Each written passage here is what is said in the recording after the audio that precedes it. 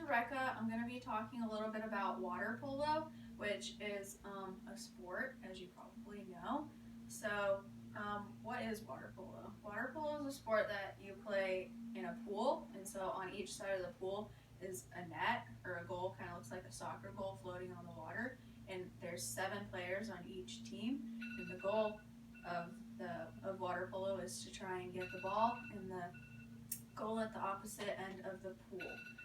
So, oh, and it's, and so, these are some, this is a water polo cap.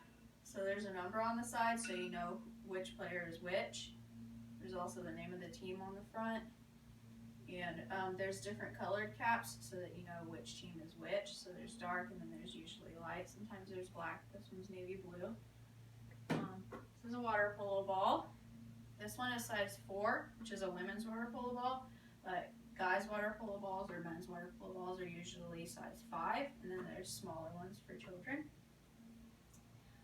Some of the history about water polo. So, water polo originated in England. So it was originally a form of rugby football that was played in rivers and lakes, which actually it used to be a lot more violent than it is today. Currently, it's a lot strictly not as violent as it used to be. So rugby football is usually pretty violent, right? So when it came over to America, they kind of made rules to rein in that violence and kind of do away with more injuries. Water polo gets its name from some parts of Europe. They used to play it and they used to sit on logs in the water and they had sticks and they would whack an animal bladder filled with air around. And so kind of like the game Polo, you sit on a horse and you use a stick, so that's where it got the polo part, and it's played in water, so that's why it's called water polo.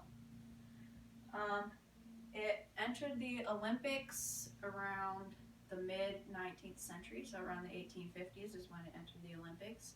And women's water polo was entered into the Olympics around 1900, so at the beginning of the 20th century.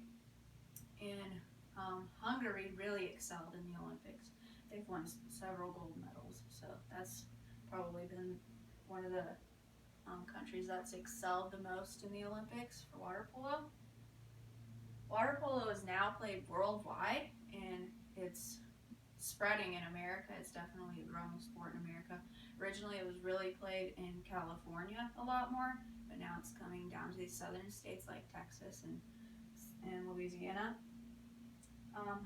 Like I said before, currently now it's a lot less violent than it used to be. There used to be a lot of punching and black eyes and knocking out broken limbs and whatnot. Do y'all have any questions about anything? So the cap, what are the plastic side pieces on it? Yeah, those are to protect your ears, so you don't want people's fists and stuff hitting you as they're swimming through the water. Also for the goalie, these are very important because when you have balls flying at your face as people are shooting into the goal, you don't want balls hitting you in the ear as well. Okay, thank you. Any other questions? Yes, with the ball, it looks like a volleyball. Is it as light as a volleyball, or? It's actually a little bit heavier than a volleyball, but not quite as heavy as a basketball. It has more grip than a volleyball. So you want to be able to grip it as you're holding it in the pool. You want to have a good grip on it so you can pass. And when it's wet, it's a lot more slippery too. So you want to make sure that your water polo ball has a really good grip on it. So yeah, so those are just some of the things that you use in water polo. Hope you all learned something today. Thank you for being my audience. Thank you.